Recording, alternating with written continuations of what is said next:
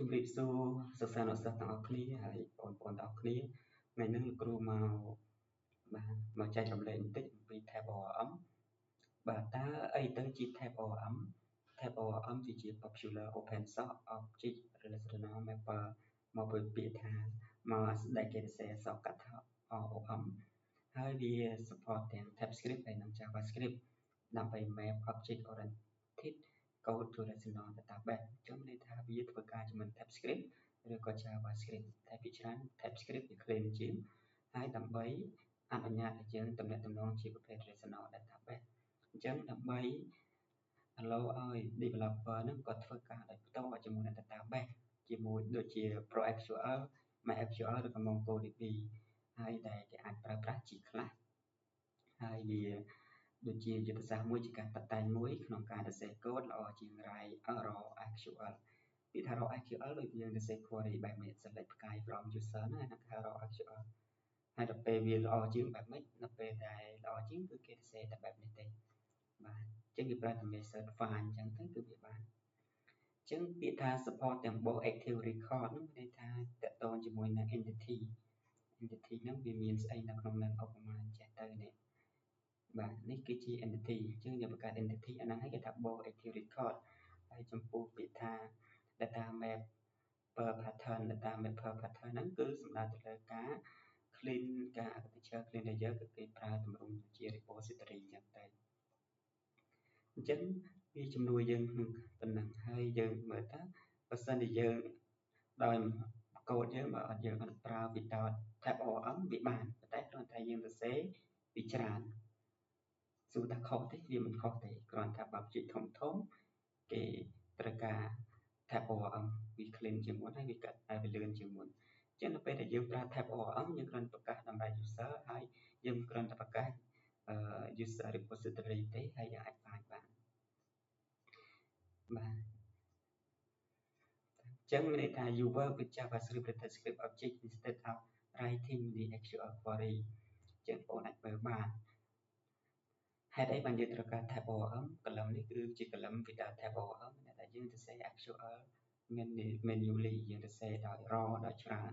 ប៉ុន្តែនៅពេលដែលយើងប្រើមួយ Tab ORM យើងគ្រាន់តែ create table វានឹង create table យើង automatically អ្វីដែលយើងចាំបាច់នោះគឺយើងគ្រាន់តែ create database ទេនៅពេលដែលយើងកូដដំណើរការវានឹងទៅ create table ហើយនឹងបញ្ចូលទិន្នន័យទៅតាម table ហ្នឹងរៀងៗខ្លួនជាងលោកគ្រូសូមនេះទៅអ្នកនេះសូមអានកន្លែងនេះហើយពីខ្លួនឯងទៅណាភាសាខ្លាចខាតពេកបាទហើយ beginner architecture អញ្ចឹងលោកគ្រូមក demo នេះគឺអត់ជាប្រភេទ architecture បែបជាប្រភេទ advanced ទេគឺគ្រាន់តែប្រើ concept Node.js បូកជាមួយ Express.js ដើម្បី build API អានេះដើម្បីឲ្យកូដយើងអាច run ជាមួយឲ្យ run កូដ JavaScript លើ server បានហើយយើងប្រើ MySQL ដើម្បី store ទិន្នន័យហើយយើងប្រើ concept Tab ORM ហើយយើងប្រើជាមួយ JavaScript ទេយើងអត់ទាន់ apply ជាមួយនឹង TypeScript ទេបាទអញ្ចឹងពេលដែលបងចេះអា concept ហ្នឹងហើយភាគច្រើនគេប្រើមួយ TypeScript ទៀត Editor Clean បាទជាដំបូង step 1អ្នកនេះគ្រាន់តែបង្កើត folder នេះទេអញ្ចឹងលោកគ្រូទៅបង្កើត folder នេះមួយនៅលើ desktop នៅណាក៏បាន ស្រេចដល់យើងចង់ដាក់ជាងលោកគ្រូបង្កើត folder បាទជាងអ្នកគ្នា open មួយ folder ហ្នឹងទៅលោកគ្រូសូម check តិចខ្លាចវាអត់បាន record បាទតទៅទៀតអ្នកគ្នា open ជាមួយនឹង VS Code ទៅ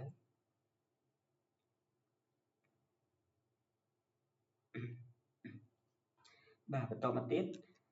យើង open មួយ terminal ទៅណាប៉ុន្តែលោកគ្រូ terminal លោកគ្រូអាចមានបញ្ហាលោកគ្រូសូម open ជាមួយនឹង Git bash ចុះសារនេះ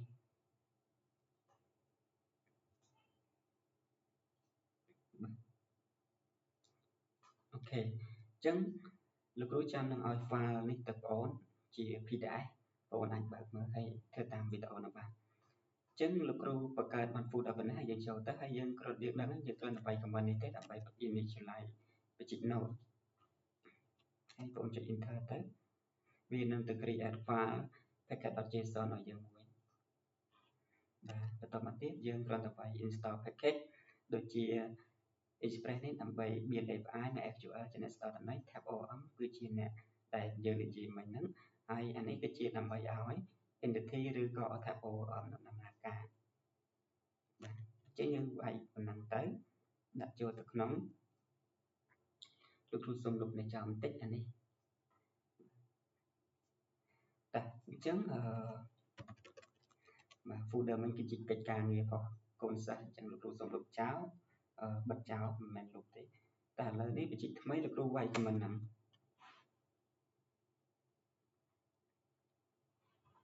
អញ្ចឹង comment នេះមានន័យថាលោកគ្រូរាយតែមួយ comment យើងធ្លាប់រៀនហើយគឺយើងរាយតែមួយ comment គឺយើងមាន express មាន MySQL មាន TabOM គឺ4 library ចូលគ្នាមកដោយ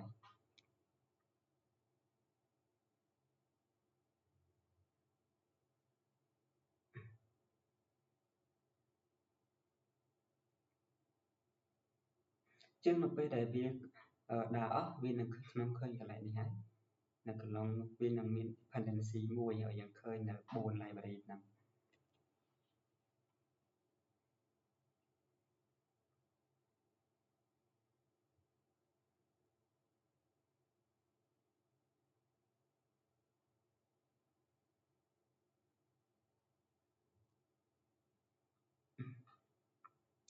នេះហើយគឺជាអ្វីដែលយើងបាន install ហើយ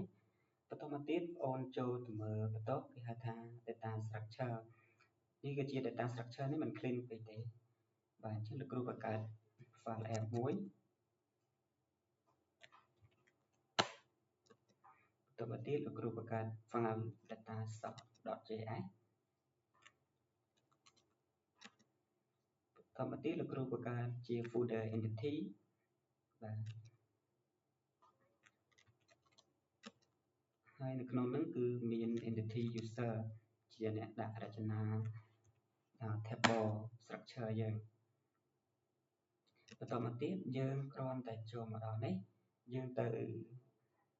database យើងគ្រាន់តែ copy អាហ្នឹងហើយ write នេះទៅយើងចាប់តាមចុចលើ server យើង local ហ្នឹងហើយយើង write SQL ទៅ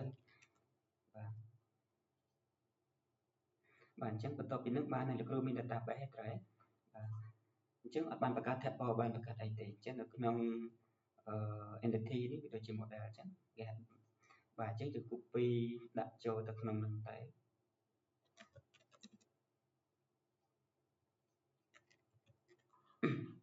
ហ្នឹងហើយយើង copy ដាក់ចូលក្នុងហ្នឹងបន្តមកទៀតយើងទៅមើល code គេដំណើរការទៀតគឺគេអានេះគេបញ្ចូលថាវាទៅជា entity ហ្នឹងគឺដូចជា table នៅក្នុង database អញ្ចឹងដែលយើងធ្លាប់រៀនបន្តមកទៀតយើងចាប់តាម connection បាទយើងចាប់តាម connect MySQL ណាជាងដាក់ក្នុង file data នេះdata source នេះដាក់ចូលទៅជាងលោកគ្រូប្រើ database TableOM basic ហើយលោកគ្រូប្រើ entity user ណាមកដែលមាន entity មួយទេបើអូនមានច្រើនឯងកាមាតទៀតមកកន្លែងនេះបាទបន្តមកទៀតនេះគឺគេនឹងបញ្យល់យើងហើយអញ្ចឹងបើសិននេះលោកគ្រូអាននៅកន្លែងនេះ TableOM វានឹង create automatically create table ឲ្យយើងអានេះចំណុចពិសេសវាអញ្ចឹងបើយើងអត់បានប្រើ TableOM ទេ you must to create a table អញ្ចឹងបើយើងអត់បានប្រើនោះទេយើងត្រូវតែ create table នៅក្នុងយើងនៅក្នុងdatabase យើងមាន database ហើយយើងត្រូវតែមាន table អានោះដូចយើងត្រូវរៀនធម្មតាអញ្ចឹងតែដល់ពេលយើងមាន TableOM យើងមិនបាច់ចាំតែបង្កើតទេអូខេអញ្ចឹងយើងអាច copy code ទាំងអស់នេះបាទដាក់ចូលទៅក្នុង app បែបនេះបន្តមកទៀតបងអូននឹង run តែប៉ុណ្ណេះទេដោយសារលោកគ្រូអត់ធ្វើសំញាំទេអត់បានតម្លើង node មកទេអញ្ចឹងរាល់ពេលដែលបងអូន change code complete start stop server ផងអញ្ចឹងលោកគ្រូ run ចាអូភ្លេចគិតថាបាន នេះចាំបន្តិចអ្នកគ្នាលោកគ្រូមិនច្រឡំ copy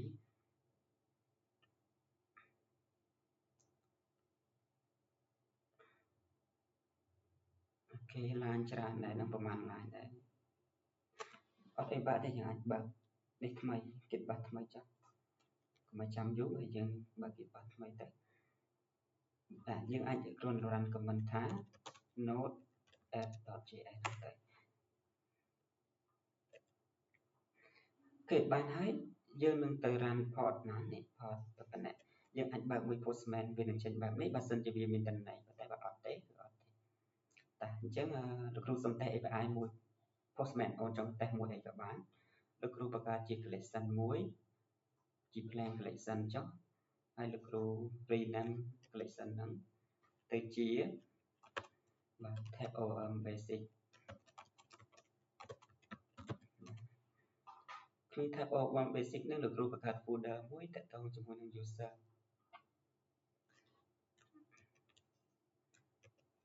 បាទ user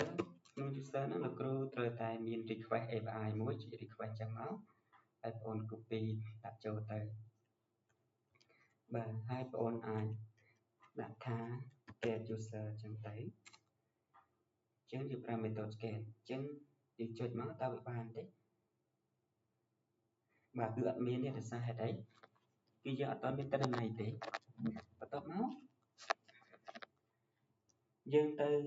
បងចាំមើលគ្រាន់តែយើងទាញហ្នឹងតើវាមាន table ឲ្យយើងស្រាប់អត់ឃើញអានេះគ្រាន់តែទាញវាមាន table ឲ្យយើងស្រាប់អត់វាចំណេញអញ្ចឹងចូលទៅមើល table ហ្នឹងវានឹងមាន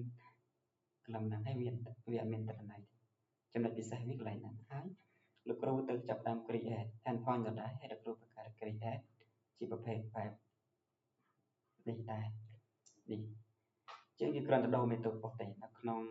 នេះយើងអាច save ឲ្យហើយយើងចុច control D ដើម្បី duplicate ហើយនេះយើងដាក់ទៅជា create ហើយយើងដូរ method ផងគឺទៅជា post បន្តមកទៀតលោកគ្រូចាប់តាមដាក់ក្នុង body JSON នៅក្នុង raw ហើយជា JSON លោកគ្រូអាចដាក់បែបម៉េចបែបចេះបាទលោកគ្រូអាចដាក់ជាប្រភេទ name ជាលោកគ្រូដាក់ថា James John បាទបន្តមកទៀតលោកគ្រូសុំដាក់ email បាទយើងដាក់ James John ទៅបាទអញ្ចឹងលោកគ្រូចាប់តាមបង្កើតបានណាគឺយើងចុច save ទៅដើម្បីឲ្យនេះអានេះដូរបានហើយអញ្ចឹងបងអាចមើលនៅក្នុង SQL យើងតើបានទេយើងអាចចុច browse អញ្ចឹងវានឹងចូលទិន្នន័យបានយ៉ាងទៀតក៏បងអាចចុច get data បានអញ្ចឹងវាចំណេញបងពេលហ្នឹងអញ្ចឹងវីដេអូយើងវាមានតែប៉ុណ្្នឹងឯងបាទវីដេអូយើងមានតែប៉ុណ្្នឹងអស់ហើយអញ្ចឹងនេះគឺជា concept ទូទៅគឺ entity ហ្នឹងគឺ database ហើយrepository ហ្នឹងគឺជា tool មួយអីមួយចឹងតែដូចជា open source ដើម្បី access ទៅកាន់ database directory data source ហ្នឹងគឺជា database connection async ហ្នឹងយើង create table ហើយ cell ហ្នឹងគឺជា insert ឬ update នេះអ្នកគ្នាចង់រកអា method ក្នុងហ្នឹងតើយើងរកមកពីណាគឺចាំលោកគ្រូប្រាប់ឲ្យសាយប៉ុន្តែលោកគ្រូសូមបញ្យល់កូដកន្លែងនេះសិនបាទអ្នកគ្នាក៏ឲ្យយើងទៅបង្កើតឧបមាថា student អ្នកគ្នាទៅបង្កើត student ទៅដែលមាននេះដាក់ដូចគ្នាមកអញ្ចឹងនៅក្នុងនេះគឺវា user ហ្នឹងគឺលោកគ្រូសេជាទម្រង់ JavaScript វារៀងសាមញ្ញបន្តិចអញ្ចឹងនៅក្នុង table user ហ្នឹងគឺមាន column អីអានេះជា column បងប្អូនមាន column ID បងប្អូនដាក់មក ID ហើយ ID ហ្នឹងយើងដឹងហើយវាជា primary key ដែលយើងធ្លាប់រៀនណាបាទហើយ type វាជា integer មិនត្រឹមតែប៉ុណ្្នឹងទេវាជា auto generate មានន័យថា generate ឲ្យយើង1 2 3 4រហូតអញ្ចឹង auto generate ហ្នឹងគឺ true អញ្ចឹងទៅដូចហើយលោកគ្រូមាន name ហ្នឹងគឺជា varchar លោកគ្រូមាន email type ជា varchar ដូចគ្នាបើអូនមាន age ថែមទៀតអូនអាចដាក់មក age ជាគេជា integer ឬក៏ជាអីចឹងទៅបាទអាហ្នឹងគឺចឹងបន្តមកទៀតយើងបង្កើតបានជា entity user ហ្នឹងហើយយើងចង់ប្រើវានៅក្នុងនេះនៅក្នុង app នេះយើងគ្រាន់តែ import នេះនៅក្នុងនេះមកទេបាទ app នេះយើងយកមកពី data source នេះចឹង data source នេះគឺយើងបាន entity នេះរួចហើយចឹងយើងគ្រាន់តែ export ហ្នឹងទៅនេះយើងអាច export នេះបាទរួចហើយជាប្រភេទ app data ចូលមកដល់ file នេះយើងគ្រាន់តែ user app data. បាទ get repository រួចហើយគឺទៅ user អញ្ចឹងនេះយើងគ្រាន់តែពេលនេះយើងអត់ចាំបាច់ទៅសេ logic ច្រើនទេពេលដែលយើងចង់ create គេអត់ចំណេញពេលបងប្អូនណា អត់មានសរសេរ raw data មកទៀតទេបងប្អូនស្អីចឹងអត់ត្រូវសរសេរច្រើនហើយបងប្អូនចង់កែទិន្នន័យអញ្ចឹងបងប្អូនគ្រាន់តែហៅអា user repository .find តែប៉ុណ្្នឹងទៅទាញទិន្នន័យមកបានគេអត់អញ្ចឹងបងប្អូនសរសេរ raw data កន្លែងនេះបងប្អូនត្រូវសរសេរច្រើនបាទពេលដែលយើងប្រើ tab OM យើងមាន repository ជំនួយយើងបានច្រើនបាទអញ្ចឹងនៅក្នុង website ខាងក្រោមនេះលោកគ្រូបានតម្លែងខាងក្នុងនេះបងប្អូនអាចចុចមើលបានទី1បងប្អូនអាចមើលពីនេះពី JavaScript using with JavaScript អានេះគេប្រើមួយProscal ប៉ុន្តែយើងមកមើលកន្លែងនេះអញ្ចឹងកន្លែងពេលដែលយើងប្រើមួយថា JavaScript វារៀងច្រឡែងទីដោយសារយើងត្រូវដាក់ column ហើយក្នុង ID មួយគឺយើងដាក់បែបហ្នឹងតែបងប្អូនប្រើ concept បែប TypeScript ទៅទីទៀតហ្នឹងបងប្អូនប្រើតែចេះទេនេះប្រើជាងលឿនជាងហ្នឹងហើយអាហ្នឹងគេប្រើមួយ TypeScript ប៉ុន្តែយើងអត់ដល់ TypeScript ទេគ្រាន់តែបញ្យល់អំពី tab OM សិនអូខេអញ្ចឹងមានតែប៉ុណ្្នឹងហើយ website នេះលោកគ្រូដាក់ចូលក្នុងនោះហើយបងប្អូនអានេះគឺជា method ដែលយើងថាគួរតែចេះគេខ្លះវាមានច្រើនមានតាំងពីget មានតាំងពីនេះអាចបងក្រោមមកនេះមានតាំងពី create បាទមានតាំងពី create មានតាំងពី merge មានតាំងពីច្រើនមានតាំងពី save មានតាំងពី remove មានតាំងពី insert មានតាំងពី update ច្រើនណាស់បាទមានតាំងពី delete ទៀត update អាហ្នឹងគេទៅនេះគ្នាយើងអាចបងក្រោមបានសិតតែ method ដែលបងប្អូនគួរតែរៀនអញ្ចឹងមានតែប៉ុណ្្នឹងហើយកិច្ចការងារបងប្អូនចង់ចេះធ្វើបន្តបងប្អូនយកអាហ្នឹងទៅធ្វើហើយលោកគ្រូធ្វើបានតែ2 API ទេគឺ get ហើយនិង create បងប្អូនចង់ទៅធ្វើបន្តបងប្អូនធ្វើអំពី update ហើយ delete ទៅមួយទៀតបងប្អូនចង់ចេះរត់ទៅច្បាស់បងប្អូនគ្រាន់តែបង្កើតលោកគ្រូឲ្យបងប្អូនធ្វើមួយទៀតតាក់ទងជាមួយនឹងstudent បងប្អូនគ្រាន់តែបង្កើត entity student បងប្អូនរៀន challenge បងប្អូនឯងគ្រាន់តែបង្កើត4 column ទៅគ្រូមាន ID name email ហើយលោកគ្រូក្នុង student ហ្នឹងគ្រូចង់ថែម age មួយទៀតបន្តមកទៀតគ្រូធម្មតាតែហើយបងប្អូនអាចហៅវាយកមកប្រើនៅកន្លែងនេះ import វាចុះហើយដាក់កន្លែងនេះគឺ student ចឹងតែ student ហើយបងប្អូនអាច call ហៅ student ហ្នឹងដូចចេះមកយើងប្រកាសបរិយាបទ student ទៅហើយយើងហៅកន្លែងនេះគឺ student ចឹងដែរបាទ student នេះ student បងអាច copy code ទាំងអស់នេះហ្នឹងហើយដូរទៅជា student ដូចតែគ្នាទេចឹងអាចតែ API បងអាចបានបាទតោះនេះចឹងអាហ្នឹងពេលបងចង់ធ្វើឲ្យវា clean ជាងមុនបន្តមកទៀតបងចេះ concept ហ្នឹងហើយយល់ហើយបងអាចប្រើជាមួយនឹងarchitecture code layer យើងមានតាំងពី controller មានតាំងពី route មានតាំងពីអី service បាទពេលបងមើលកូដហ្នឹងរត់យល់ហើយបូកមួយ TypeScript ទៀតអញ្ចឹងរត់ទៅយល់អញ្ចឹងវីដេអូលោកគ្រូមានប៉ុណ្្នឹងឯងអរគុណច្រើនហើយ file នេះចាំគ្រូតម្លាក់ចូលទៅក្នុងYouTube ឲ្យបាទ Facebook ឬក៏លោកគ្រូអាចដាក់ link YouTube ឲ្យតាមហ្នឹងអរគុណច្រើន